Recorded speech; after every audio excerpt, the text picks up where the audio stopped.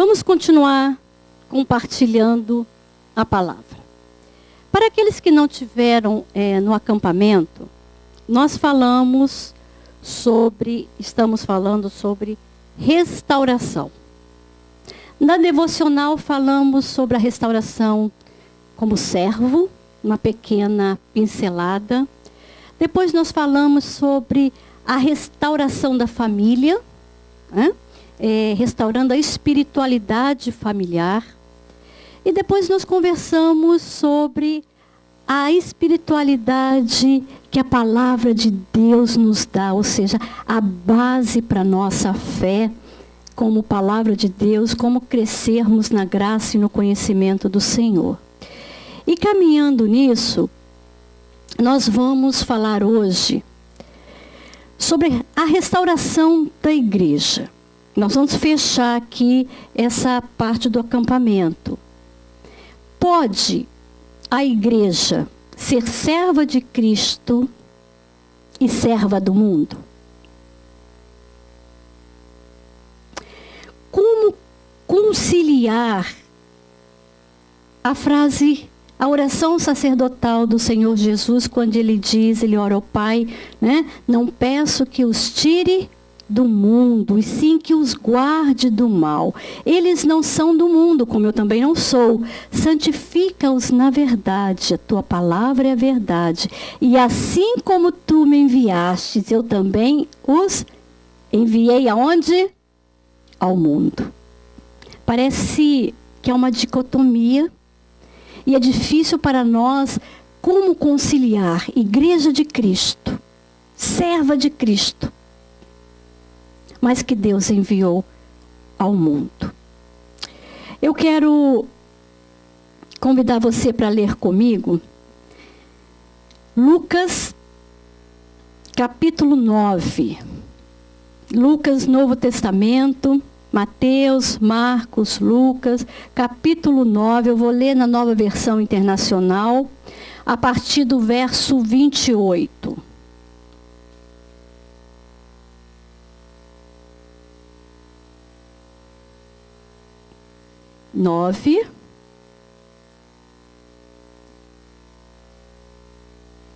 Para evitar que eu leia novamente a nota de rodapé, vamos ficar de pé, por favor.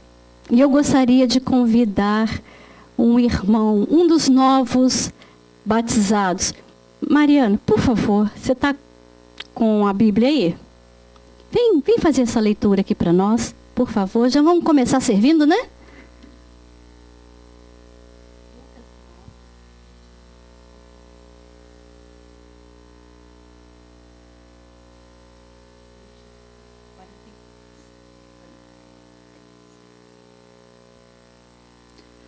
Cerca de 8 dias depois de proferidas estas palavras, tomando consigo a Pedro, João e Tiago, subiu ao monte com o propósito de orar. E aconteceu que, enquanto ele orava, a aparência do seu rosto se transfigurou e suas vestes resplandeceram de brancura. Eis que 2 varões falavam com ele, Moisés e Elias, os quais apareceram em glória e falavam da sua partida, que ele estava para cumprir em Jerusalém. Pedro e seus companheiros achavam-se premidos de sono, mas, conservando-se acordados, viram a sua glória e os 2 varões que com ele estavam. Ao se retirarem de Jesus, disse-lhe Pedro: Mestre, bom é estarmos aqui, então façamos 3 tendas. Uma será tua, outra de Moisés e outra de Elias. Não sabendo, porém, o que dizia. Enquanto assim falava, veio uma nuvem e os envolveu. E encheram-se de medo ao entrarem na nuvem. E dela veio uma voz dizendo: Este é o meu filho, o meu eleito, a ele ouvi. Depois daquela voz, achou-se Jesus sozinho. Eles calaram-se e naqueles dias a ninguém contaram coisa alguma do que tinham visto. No dia seguinte, ao descerem eles do monte, veio ao encontro de Jesus grande multidão. E eis que, dentre a multidão, surgiu um homem, dizendo em alta voz: Mestre, suplico-te que vejas meu filho, porque é o único. Um espírito se apodera dele e de repente o menino grita e o espírito o atira por terra. Convulsiona-o até espumar e dificilmente o deixa depois de o ter quebrantado. Roguei aos teus discípulos que o expelissem, mas eles não puderam. Respondeu Jesus: Ó geração incrédula e perversa, até quando estarei convosco e vos sofrerei? Traze o teu filho. Quando se ia aproximando, o demônio o atirou no chão e o convulsionou. Mas Jesus repreendeu o espírito imundo, curou o menino e o entregou a seu pai. E todos ficaram maravilhados ante a majestade de Deus. Vamos orar uma vez mais? Pai querido, acabamos de ouvir a tua palavra. Continua a falar no nosso coração. Porque aquilo que é espiritual só pode se discernir espiritualmente. Por isso carecemos da sabedoria do Espírito Santo. Carecemos que o Senhor tome cativa a nossa mente. Que o Senhor abra os nossos ouvidos. E que o Senhor fale, Pai. Fale de maneira poderosa. Que o vento do Espírito continue soprando sobre nós. Para que nós possamos, Pai, não só sermos ouvintes, mas sermos aplicantes da Tua palavra na nossa vida. Fala conosco, Espírito Santo de Deus, porque nós desejamos ouvir a Tua voz. Em Teu nome, Jesus. Amém. Podem sentar, irmãos. Eu vou ler ainda um versículo, vocês não precisam abrir. Está em Filipenses capítulo 1, verso 1, que diz assim: Paulo e Timóteo, servos de Cristo Jesus, a todos os santos em Cristo Jesus que estão em Filipos, com os bispos e diáconos. A vocês, graça e paz da parte de nosso Deus, Pai e do Senhor Jesus Cristo. Servos de Cristo Jesus, a todos os santos que estão em Filipos. Agora, olhe Efésios. Não precisa olhar não, deixa que eu olho para vocês, para nós caminharmos um pouquinho. Eu só quero fazer uma outra. Ali foi Paulo dando as boas-vindas, ou fazendo assim, a abertura da sua carta, né? A igreja de Filipenses, agora ele vai fazer a de Efésios, ele diz assim: Paulo, apóstolo de Cristo Jesus, chamado pela vontade de Deus, aos santos e fiéis em Cristo Jesus que estão em Éfeso. Aos santos e fiéis em Cristo Jesus que estão em Montreal, na LPN. Olha só, Paulo, o apóstolo Paulo, ele começa a sua saudação chamando aqueles irmãos, tanto de Efésios como de Filipenses, de santos. E aqui em Efésios ele ainda acrescenta santos e fiéis. Paulo não está dizendo que ele estava endereçando a sua carta a pessoas que não eram pecadoras. Eles estavam dizendo que ele estava enviando a sua carta a irmãos que foram chamados por Deus, santificados em Jesus Cristo e separados por Deus e para Deus, porque por Ele, para Ele, são todas as coisas. E Paulo vai continuar dizendo que esses santos são o quê? Fiéis em Jesus Cristo. Então fica claro para nós que a igreja de Jesus é composta de quê? Santos fiéis. Não são sinônimos, são santos e fiéis, ou seja, é separada, a igreja de Cristo ela é separada por Deus e para Deus, para que seja fiel a Deus, certo?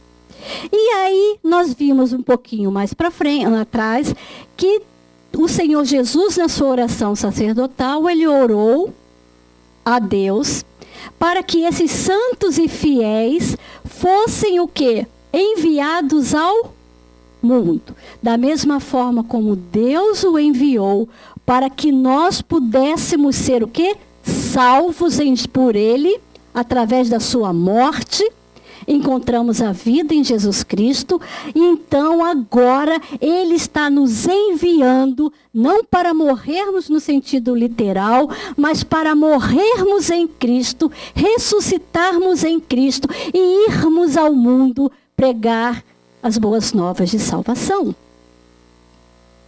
Por isso somos santos e fiéis, porque fomos separados para e somos fiéis a. Por que eu estou dizendo isso?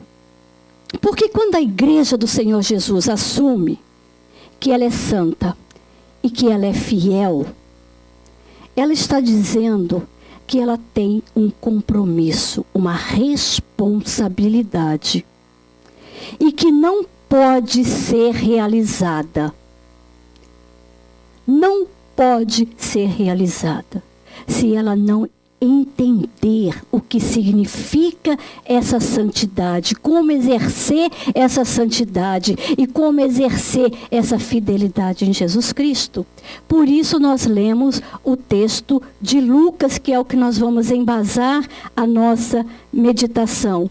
Porque o processo de restauração da igreja, o processo de vivermos a vida santa, o processo de vivermos esse momento de separação, de sermos íntegros na separação a qual o Senhor nos chamou, está exatamente aqui nesse texto, porque a restauração da igreja começa no monte.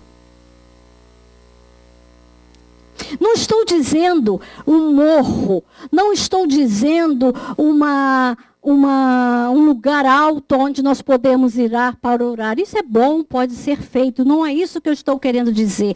Eu estou querendo dizer que nós precisamos entender que ser serva de Cristo e serva no mundo só pode ser caminhar de mãos dadas, sem que a igreja se corrompa com o mundo, sem que a igreja traga a influência do mundo para dentro dela, que é o que nós temos visto muito hoje. Ao invés da igreja ser diferença, ao invés da igreja impactar, ao invés da igreja apontar o pecado, ao invés da igreja confrontar o erro, ela acaba passando a mão, igual uma mãe que não quer ver o seu filho chorando, igual um pai que chegou cansado do trabalho e não quer se desgastar com o filho chamando atenção, ele vai aceitando.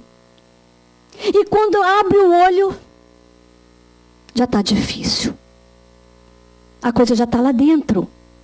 Então a igreja, como serva de Jesus Cristo, ela começa no monte. Ela começa na oração. Ela começa com preocupar-se com a vida espiritual daqueles que estão congregando, com os santos. Começa a preocupar em desenvolver uma fé que está centrada para cima. Uma fé que é centrada em Deus. Uma fé que ela olha para a cruz de Jesus Cristo. Porque não existe uma fé genuína, não existe uma vida de santidade genuína da igreja se não olhar para a cruz.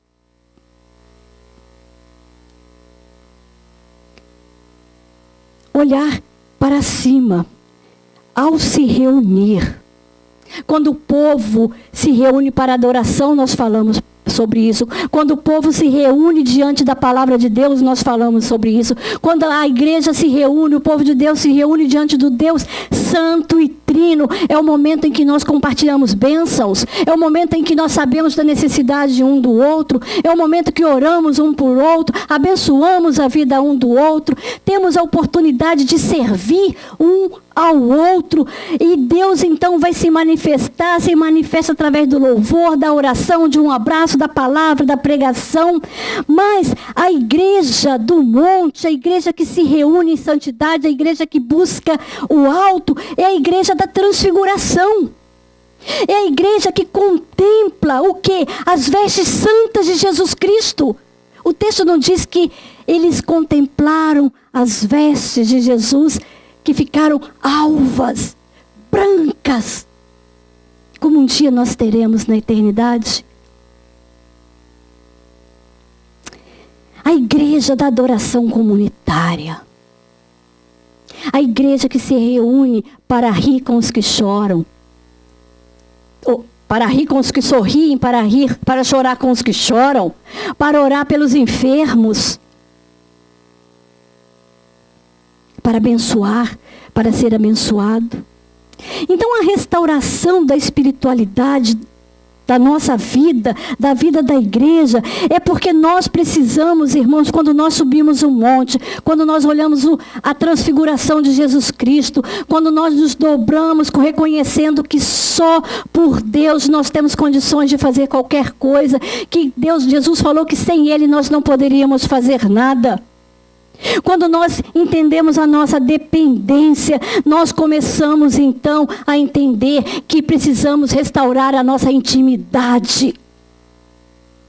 A intimidade a ponto de chegarmos, de nos desgastarmos diante do Senhor, de colocarmos a nossa vida diante do Senhor, de orarmos, de clamarmos, de não sairmos dos pés do Senhor enquanto não tivermos a resposta, e ouvirmos então no nosso coração, ouvirmos o Pai nos acalentar dizendo: calma, tu és o meu filho amado, a minha filha amada.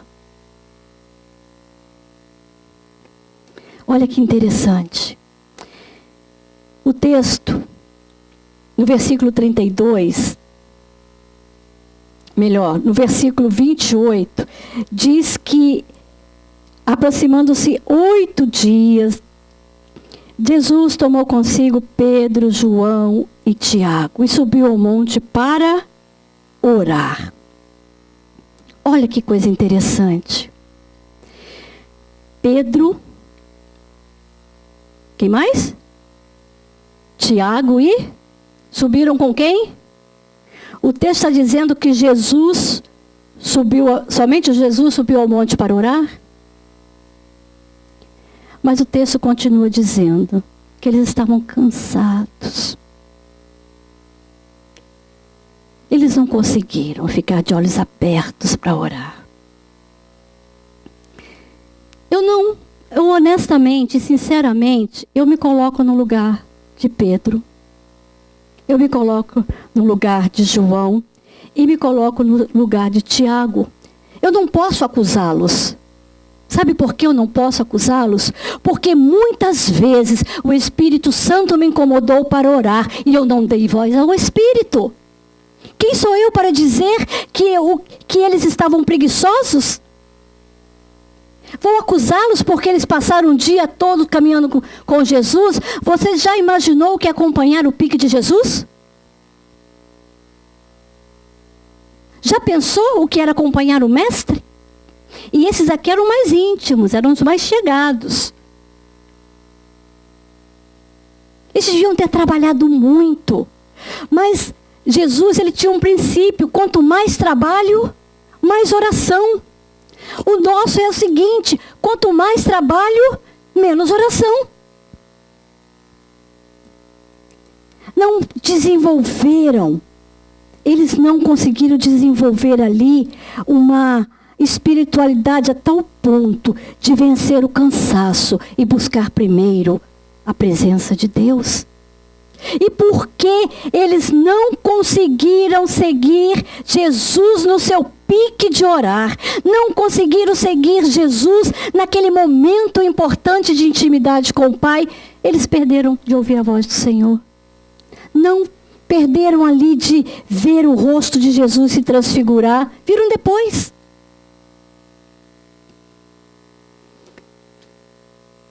Meus queridos, monte significa intimidade. Não tem restauração sem intimidade. É impossível. Porque só vamos ouvir a voz de Deus se buscarmos intimidade com Deus. Só vamos conhecer a voz de Deus se ouvirmos e buscarmos e desenvolvermos o nosso ouvido, a nossa mente, o coração, para distinguirmos a voz de Deus, da nossa voz interna, do nosso eu e da voz do diabo, porque o diabo também fala. E ele imita muito bem. Mas se não tivermos discernimento do Espírito, é muito fácil confundirmos as vozes. Dependência significa sacrifício e entrega. Sonolentos, cansados, a mente deles estava longe. Talvez a sua mente não esteja aqui ouvindo o que eu esteja falando. Talvez você esteja cansado, doido para ir embora. Tomar um banho gostoso, botar aquele pijama, né? E fazer o quê? Ligar a televisão. Ou vai pro Facebook colocar as fotos do acampamento. Eu sou humana. Também penso assim muitas vezes. O fato é que eles não foram companheiros de Jesus na oração. Vocês são chamados para serem companheiros da liderança dessa igreja. Você quer alguma coisa diferente? Comece orando. Se coloque ao lado. Busque a Deus junto. Porque a igreja é corpo. Eu oro na minha casa. Não, é orar junto. É orar em casa, orar no ônibus, em qualquer lugar e orar junto. É chamar os líderes, olha, vamos orar juntos. Isso é corpo. A gente, quando não tem uma dificuldade, a gente não liga para a família no Brasil? Não é a primeira coisa que a gente faz? Para pegar conforto? Pois é. Sabia que muitas coisas ficam emperradas na igreja? E eu falo isso com liberdade, porque vocês me conhecem e nós nos conhecemos. Ficam emperradas. Porque tem muitas vozes, mas pouco joelho. Muito pouco joelho. Restaurar é o desejo de estar com Jesus.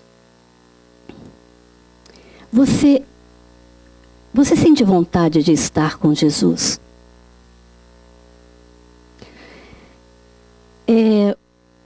O meu filho, esses dias nós estávamos conversando sobre o pai de um colega do Joshua que morreu. E eu falei, como que seu colega está, meu filho? Ele, acho que está bem. Aí o Joshua falou, mas ele é cristão, mãe. Eu falei, mas ele não está triste, mas nós ficamos tristes. Ué, vai ficar triste por quê? Se você morrer, eu não vou ficar chorando. Nossa, eu fiquei assim meio frustrada, sabe? Eu falei, você não vai chorar? Ele falou, mãe, como que eu vou chorar se você vai estar com Jesus? Eu vou ficar triste, mas eu acho que você vai estar bem. Eu queria, a gente parece uma bobagem, mas é por isso que a Bíblia diz que a gente tem que aprender com os simples, com as crianças. Porque para ele é uma continuação, é um ganho. Talvez aquilo que o apóstolo Paulo pôde falar. Então é contemplar a grandeza. Eles estavam no monte, mas não estavam com Jesus. Gente, não se iluda. Estar na igreja não é pertencer à igreja. Andar com Jesus não quer dizer estar com Jesus. Você pode andar comigo, mas não ter empatia comigo. Você pode vir à LPN, mas não quer dizer que você pertença à LPN. Você pode ser um amigo da fé. Você pode gostar de Jesus Cristo. Você pode achá-lo uma pessoa muito legal. Você pode gostar das pessoas que estão à sua volta. Mas Jesus não precisa de colega. Jesus disse que ele nos chamou de amigos. E amigo é pau para toda obra. E aí ele pega os 3 mais íntimos, os 3 chegadão que ele falou. Ele deve ter pensado, esses caras vão subir o monte. Eles vão ajoelhar ali comigo. Vão me ajudar.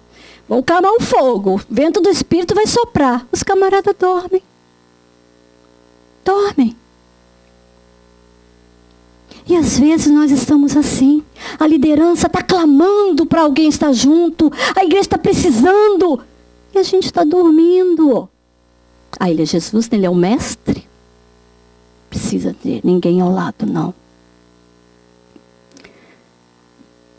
O reino de Deus é feito em cooperação. Por isso a igreja é chamada de família. Deus podia dar qualquer outro nome, mas ele permitiu que nós fôssemos chamados de família. Eles não contemplaram, não foram ali suficientemente apoiadores. E a restauração da igreja é entender o nosso papel no corpo. Como eu posso ser vivo no corpo, como eu posso ser ativo no corpo. Porque senão nós somos igual aquelas pessoas que, como meu pai ficou quando teve AVC. Fica com a metade do corpo paralisado. Uma metade trabalha, a outra metade fica dependendo daquela.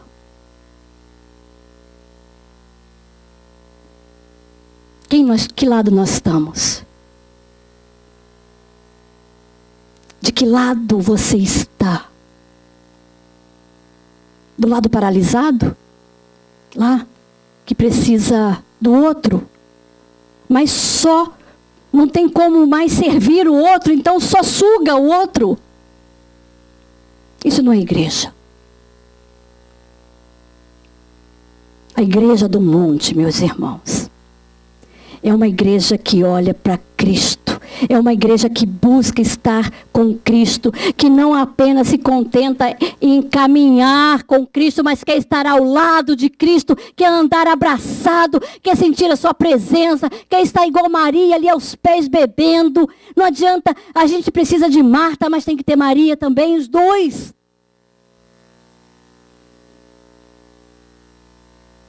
Aí, eles não entenderam nada do que estava acontecendo, porque acordaram no meio da bênção, perderam todo o prólogo. E Pedro fala, opa, já vamos ficar aqui mesmo, é? Nossa, não precisa voltar? Já tem Moisés, já tem uma lei, né? Já tem Elias, já tem um profeta, já tem Jesus aqui, o Messias. Não precisa de mais nada. A gente monta a nossa barraca aqui, a gente fica por aqui, a gente já faz vigília a noite toda, a gente já canta, se o povo quiser sobe, a gente já cura, a gente já faz tudo aqui. Não. O processo de restauração começa no monte. A igreja serva de Cristo é a igreja do monte, a igreja da transfiguração, mas a igreja que serve o mundo em Cristo é a igreja do caminho. Porque no monte os olhos são alargados, ela pode ver melhor, né? Os olhos são abertos, o coração pega fogo, mas aí ela volta. Ela volta. Olha só que coisa linda. Ela continua. E o texto então vai dizendo para nós assim no verso 37. No dia seguinte, quer dizer, passaram no monte. A gente não sabe como Pedro, Tiago e João ficaram. Um palitinho no olho, igual alguns aqui estão. Mas no dia seguinte, quando desceram do monte, uma grande multidão veio ao encontro deles. E a multidão bravou, mestre, rogo, dê atenção ao meu filho. Vem um pai chorando. E ele, olha, eu levei lá o o meu filho querido, e os seus discípulos não puderam, porque os outros ficaram na ativa, né? E eles não puderam curar.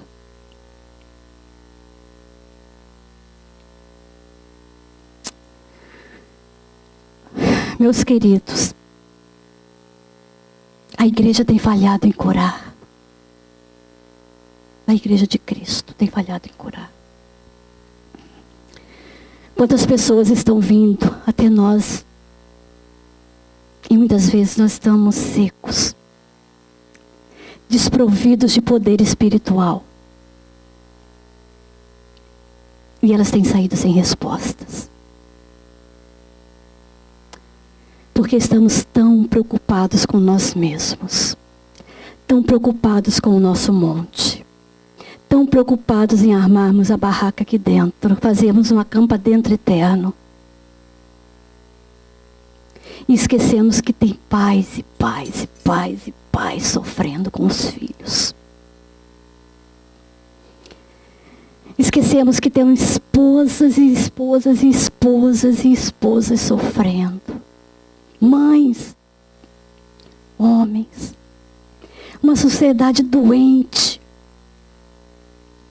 perdida, totalmente sem direção, buscando para tudo quanto é lado.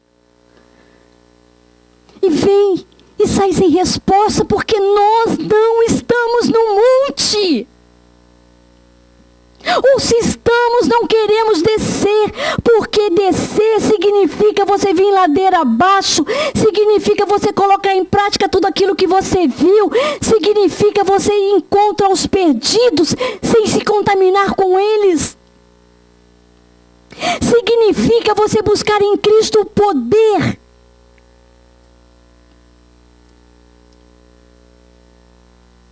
Porque toda a glória que eles viram, o rosto de Jesus transfigurado, as suas vestes brancas, foi suficiente para capacitar, tem que ser suficiente para capacitar a igreja.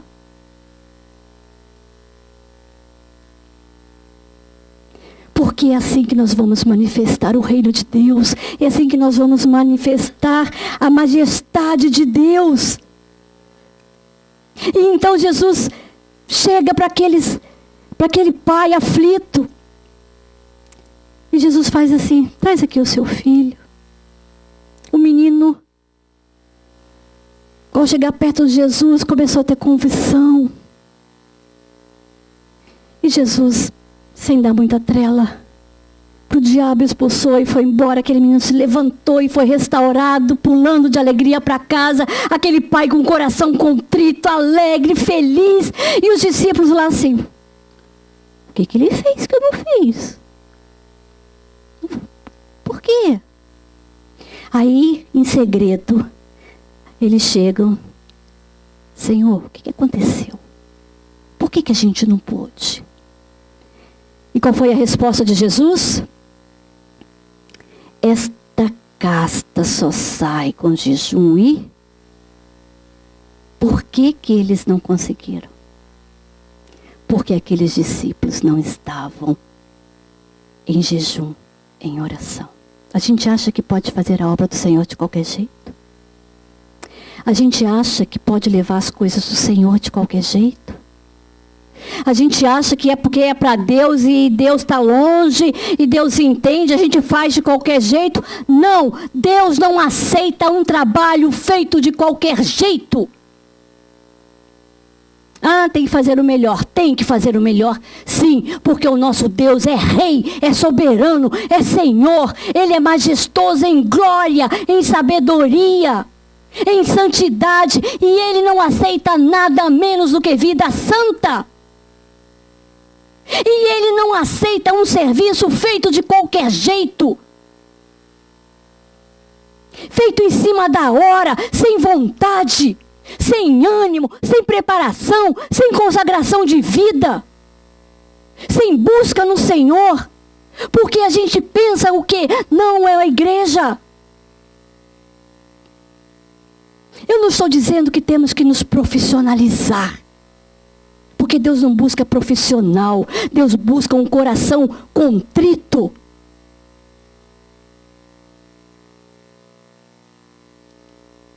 E aí as pessoas vêm. Mas nós não oramos. Não jejuamos.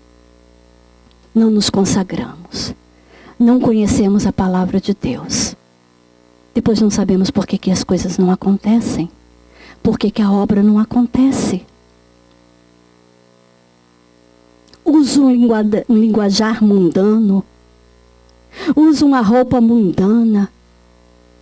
Uso um vocabulário mundano.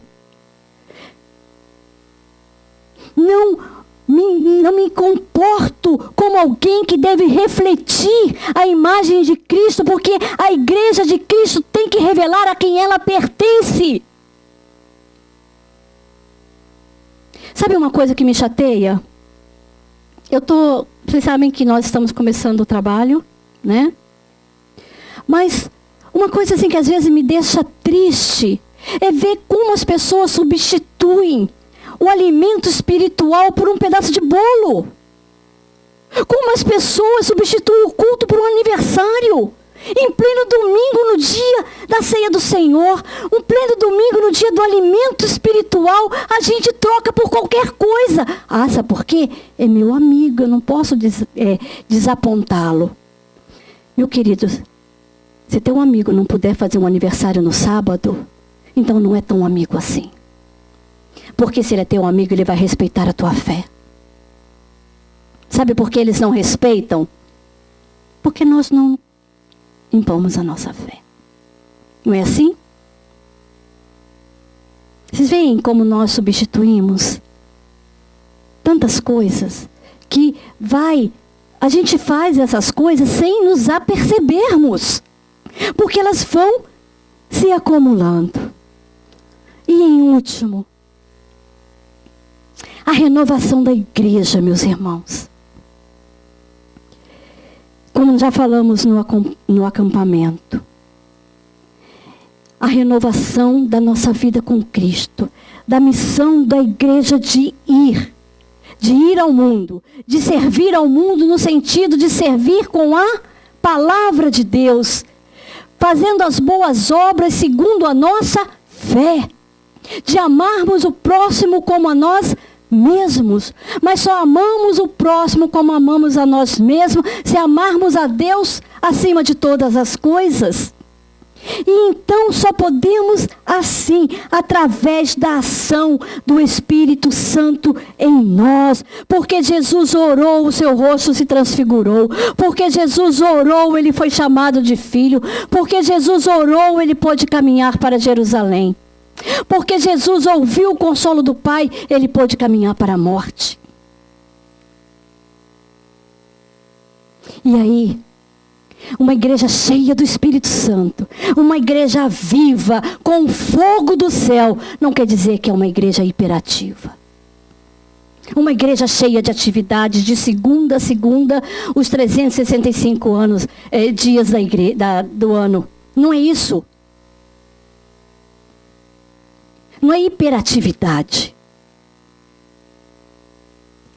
Uma igreja cheia do Espírito Santo é uma igreja que entende o seu papel de ir ao mundo, levar as boas novas de salvação, de pregar o Evangelho do Senhor Jesus Cristo. É por isso que essa igreja se chama Luz para as Nações. Porque o objetivo é que ela seja luz para as nações, a começar da comunidade de língua portuguesa. Igreja viva só se dá através de obediência, oração, jejum, no monte da transfiguração,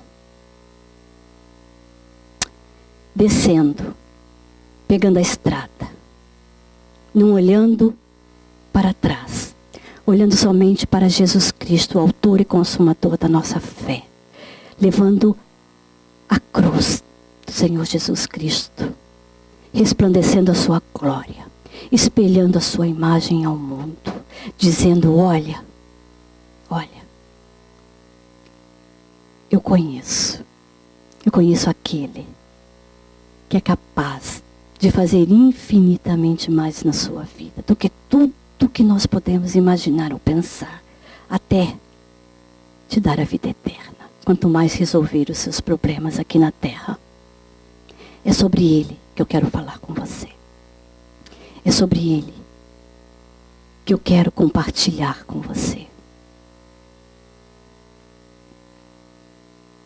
A Igreja do Caminho começa no monte, mas é uma igreja cheia de autoridade, onde o vento do Espírito sopra, nos impulsionando, nos levando para onde Ele quer, estruturado na palavra de Deus, no Deus santo, justo, verdadeiro e fiel.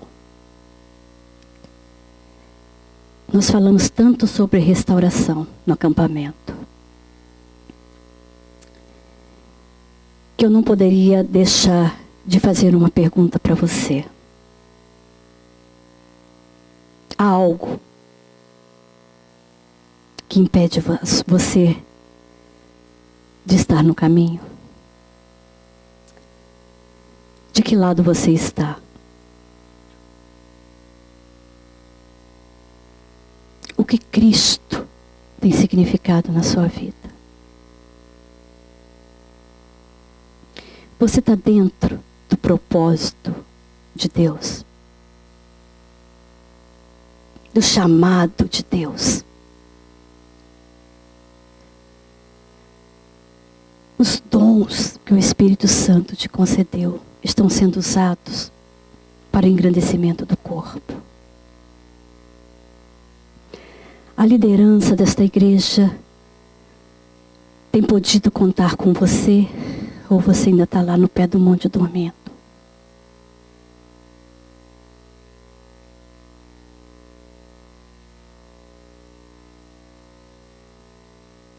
Somos um corpo. Dependemos um dos outros, irmãos. Ore ao Senhor agora. Eu vou